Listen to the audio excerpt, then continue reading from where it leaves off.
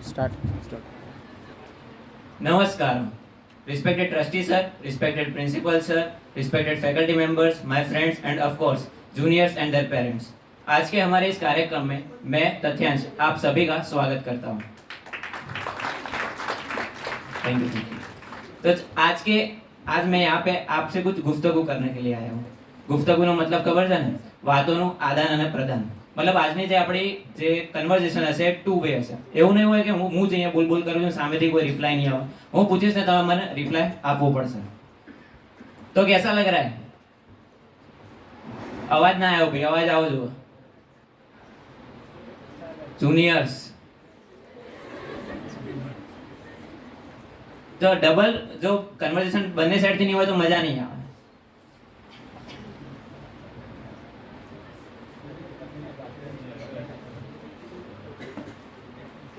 तो कैसा लग रहा है? इतनी मेहनत करके, मैंने खबर है कितनी मेहनत करी थी, पर इतनी मेहनत करके राउंड्स के चक्कर लगा के आखिरकार हम लोग यहाँ पर पहुंच ही गए. मजे आ रहे हैं? नया इंस्टीट्यूट, नया कॉलेज, नए दोस्त बनेंगे, नए टीचर्स और ऑफ कोर्स नया कोर्स. यार कोर्स तो बहुत ही नया है जिसके बारे में बहुत आगे बातें करनी है. पहले बात कर लेते थोड़ी कॉलेज लाइफ की. कॉलेज लाइफ एक गोल्डन पीरियड होता है. હવે મેં જેટલી બી આ લાઈફને જીવી છે ને એના ઉપરથી મને તો એટલી જ ખબર પડી છે કે આપણી જે હિડન ક્વોલિટીઝ છે એને બહાર નીકળવામાં આ આપણી મદદ કરે છે. ભણવાની સાથે સાથે, એવું નહીં ભણવાનું મૂકી દીધું ના, બંને જોડે જોડે. अब आप में से कितने लोग ऐसे थे जिनको एमबीबीएस में एडमिशन चाहिए था?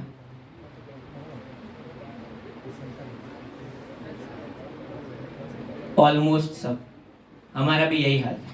कभी सोचा था बीएमएस में आएंगे, बीएमएस डॉक्टर बनेंगे, आयुर्वेदिक डॉक्टर बनेंगे. नहीं ना, हमें भी ऐसा ही था कि कॉलेज में आएंगे, वाइट कोट पहनेंगे, एप्रन पहनेंगे, स्टेथो लगाएंगे और बस मजे की लाइफ होगी. लेकिन हम सब बेचारे चरक और सुश्रुत की संहिता के मारे यार परेशान हो गए. पर एक अंदर की बात बताओ, हमारे बीच में ही रहनी चाहिए. पैथी बहुत अच्छी है. हम सिर्फ सिम्टोमेटिक ट्रीटमेंट पे बात नहीं करते. ऐसा नहीं कि भाई सिर दर्द हो रहा है पैरासीटामोल दे दो, नहीं.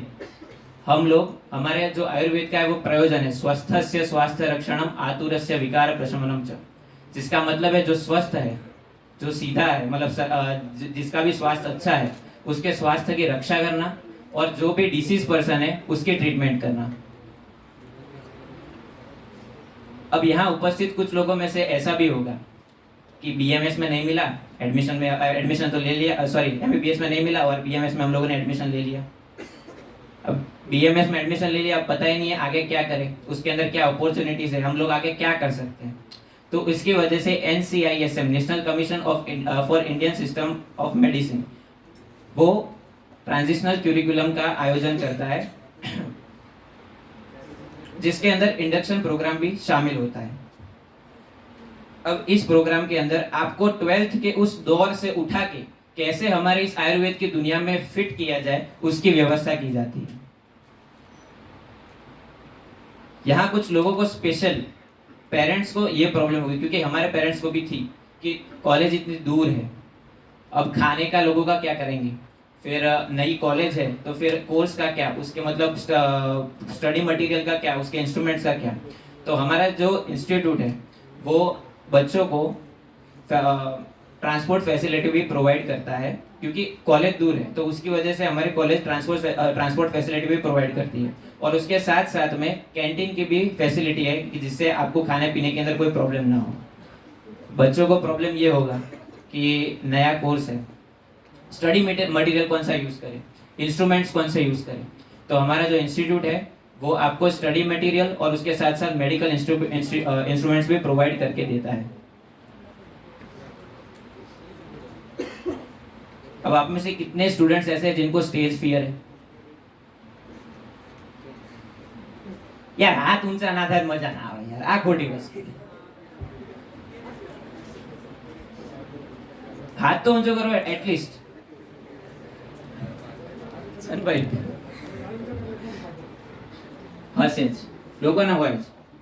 તો इसके लिए हमारा जो इंस्टीट्यूट है NCISM, अगेन उन्हीं की गाइडलाइंस के हिसाब से मंथ के एवरी फर्स्ट और थर्ड सैटरडे को सेमिनार का आयोजन करता है, जिसके अंदर हर स्टूडेंट्स को अलग अलग सब्जेक्ट्स के अलग अलग टॉपिक दिए जाते हैं, जिसके द्वारा उन्हें PPT पावर पॉइंट प्रेजेंटेशन के द्वारा उन्हें उसे प्रेजेंट करना होता है। अब ये कुछ फोटोज है, ये मेरे भाई है, इन्होंने किया है। इस तरह से पावर पॉइंट प्रेजेंटेशन के द्वारा आपको प्रेजेंट करना होता है, जिसके वजह से आपकी स्किल भी डेवलप हो जाती है और पढ़ाई की पढ़ाई भी हो जाती है। अब कुछ पंक्तियां हैं। काम करो ऐसे कि पहचान बन जाए, चलो ऐसे कि निशान बन जाए, अरे जिंदगी तो हर कोई काट लेता है, अगर दम है तो जियो ऐसे कि मिसाल बन जाए।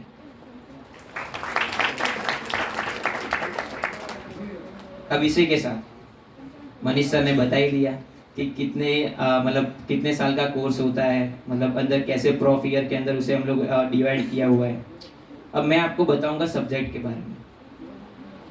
फर्स्ट ईयर के अंदर 3 मेन सब्जेक्ट्स, रचना शरीर, क्रिया शरीर और संहिताध्याय। रचना शरीर यानी कि मॉडर्न में बोले तो एनाटॉमी, क्रिया शरीर मॉडर्न में फिजियोलॉजी, और संहिता अध्ययन वो आपके लिए बहुत नया है। ठीक है, तो पहले बात करते हैं रचना शरीर से। रचना शरीर आप लोग सुन के आए होंगे एनाटॉमी एनाटॉमी एनाटॉमी। अब एनाटॉमी रचना शरीर जो है, शरीर की डेफिनेशन जो हमारे आयुर्वेद के हिसाब से है, वो है तत्र शरीरम नाम चेतना अधिष्ठानम भूतम पंच महाभूतम विकार समुदायात्मकम संयोगवाही। बाप रे, क्या आ गया नहीं? इसका मतलब है हमारी जो बॉडी है उसके अंदर चेतना का अधिष्ठान है, मतलब चेतना है वो बॉडी के अंदर रही हुई है। पंच महाभूत का समवाय है और उसके साथ साथ सप्त धातु, त्रिमल और त्रिदोष का एक सम अवस्था में जब बॉडी होती है तो वो स्वस्थ कहलाती है। अब ये धातु क्या है, दोष क्या है? अब ये जो 15 दिन का आपका जो भी ट्रांजिशनल क्यूरिकुलम है ना, वो उसके अंदर आपको यही सब थोड़ा बहुत सिखाया जाएगा, जिसके आपको उसका बेस पता चले कि भाई आयुर्वेद में आ गए लेकिन करेंगे क्या, पता चलेगा। अब एनाटॉमी, पहले रचना शरीर की बात की, अब एनाटॉमी। एनाटॉमी का मतलब क्या होता है? एक ग्रीक वर्ड है एनाटॉम, जिसके अंदर से वो डिराइव हुआ है, जिसका मतलब है टू ओपन, टू कट। सबको यही होगा, एनाटॉमी मतलब डिसेक्शन, राइट? नहीं? अब मैंने बोला रचना शरीर और एनाटॉमी, अब मैंने ये भी बोला कि रचना शरीर और एनाटॉमी दोनों सेम है। अब आपको लग रहा होगा कि रचना शरीर को मैंने कुछ और ही बताया और एनाटॉमी को कुछ और ही, तो आप जो भी ये फर्स्ट प्रॉफ में जो भी आप करोगे, तो हमारे जो अमेजिंग डिपार्टमेंट है रचना शरीर का, उसके जो अमेजिंग टीचर्स हैं वो आपको उसी के बारे में सिखाएंगे, दोनों को कंपेयर करके कि कैसे आयुर्वेद और मॉडर्न दोनों कंपेयर होते हैं, कैसे दोनों एक दूसरे से को रिलेटेड है।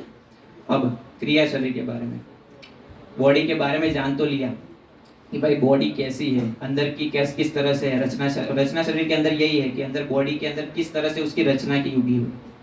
लेकिन इससे क्या फायदा? हमको पता तो होना चाहिए ना कि बॉडी के अंदर कौन से फंक्शंस कैसे काम करते हैं। अब बॉडी के अंदर कितने सिस्टम्स होते हैं पता है किसी को?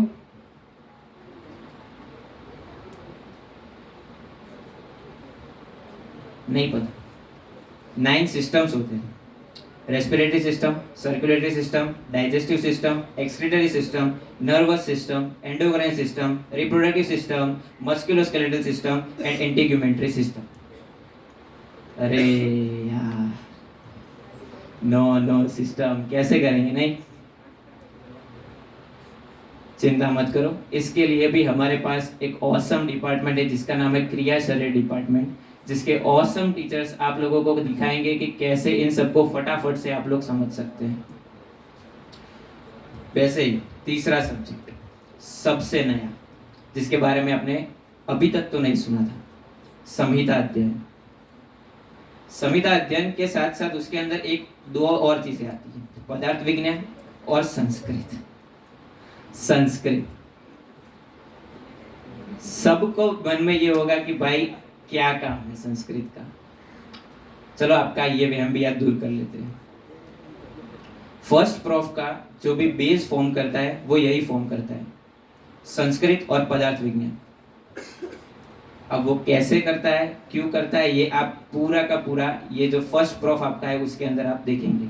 और कैसे देखेंगे, उसके लिए भी आपके पास बहुत ही ऑसम टीचर्स हैं जो आपको सिखाएं। अब संहिता के बारे में, संहिता ये जो पूरा आयुर्वेद शास्त्र है ना, उसके जो पिताश्री बोलते हैं ना, वो संहिता। अब सबका जो बेस है आयुर्वेद का मेन बेस वो इसी पे टिका हुआ है कि संहिता, चरक संहिता, सुश्रुत संहिता और अष्टांग हृदय।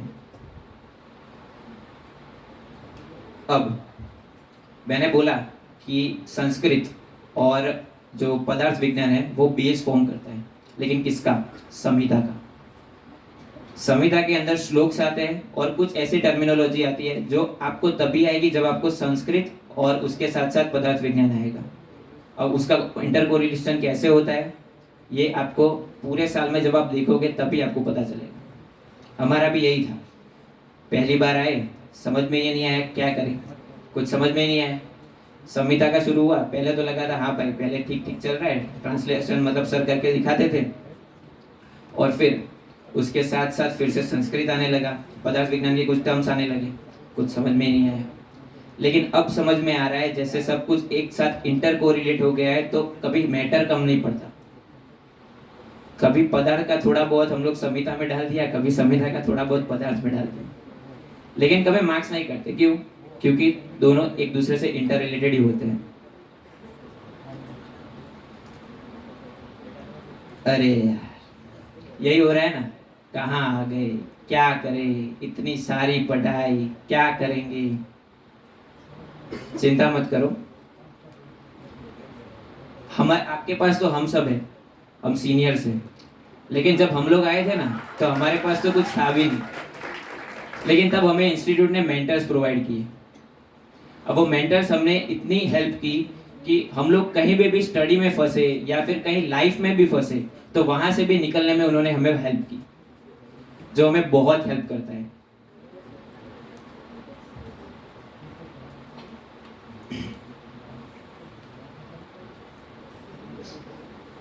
अब ठीक है यार, पढ़ाई वढ़ाई तो होती रहती है। अब हमें पढ़ाई के लिए मटेरियल्स दे दिए, उसके लिए गाइड भी दे दिए, मेंटर्स दे दिए, लेकिन याद कैसे करें। हम सब एक ही जैसे हैं, आज पढ़ाया कल भूल गए। तो उसी की वजह से NCISM की गाइडलाइंस के मुताबिक हमारी जो कॉलेज है वो पीरियोडिक असेसमेंट जो हर मंथ के एंड में होती है उसका आयोजन करता है। अब इसके जो मार्क्स होते हैं ना वो हमारे फाइनल मार्कशीट में काउंट होते हैं। अब हर किसी को मार्क्स का प्रकोप पता है, अगर फेल हो गए तो पता है कि डायरेक्ट फाइनल मार्कशीट के अंदर वो उसका रंग दिखाएगा। तो उसी की वजह से हम लोग डर के मारे पढ़ते हैं, और उसी की डर की वजह से हमारे मार्क्स भी अच्छे होते हैं, हमारी पढ़ाई भी अच्छी हो जाती है, और एंड टाइम पे हमें कोई बर्डन भी नहीं पड़ता है। तो अब कुछ इंग्लिश की पोएम ट्राई की है, देखते हैं आपको पसंद आती है नहीं। If you always try your best then you will never have to wonder about what you would have done.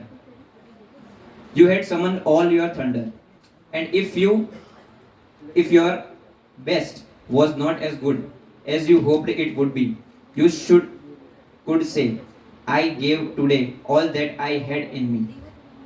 इस दुनिया में कोई भी परफेक्ट नहीं होता, अपने पास जो भी होता है उससे संतुष्ट रहो। अब अगर कोई चींटी होगी, कभी चींटी को घर बनाते हुए देखा है, या फिर किसी स्पाइडर को अपना जाला बुनते हुए? वो एक बार चढ़ता है फिर गिरता है, एक बार बनाता है फिर गिरता है, एक बार बनाता है फिर गिरता है, लेकिन एट लास्ट वो अपना माला बना लेता है। तो उसी तरह से हमें ट्राई करते रहना है, अपने आप को बेस्ट बनाते रहना है, और आप लोग यहाँ फ्यूचर डॉक्टर्स की तरह आए और यहाँ से डॉक्टर बन के जाना है। अब सब कुछ मिल गया, लेकिन कुछ एफर्ट्स आपके भी होंगे। 30% हमेशा स्टूडेंट का होता है और 70% हमेशा 30% हमेशा सर का होता है और 70% हमेशा स्टूडेंट का। तो हमें इतना ध्यान रखना है कि हमारे पास इतनी फैसिलिटीज़ है, तो हम भी सामने सर को उतना ही रिटर्न में दें. હવે આમાંથી કેટલાને એપ્રન પહેરવાની, સ્ટેથોસ્કોપ લગાવવાની અને બ્લડ પ્રેશર માપવાની ઈચ્છા છે? તો ખુશ થઈ જાઓ, આપણે જોડે પ્રેક્ટિકલની અંદર આ બધી જ સુવિધાઓ છે, જેના બારામાં કહેવા માટે હું મારા ખાસ મિત્ર ધ્રુવભાઈને ઇન્વાઇટ કરું છું.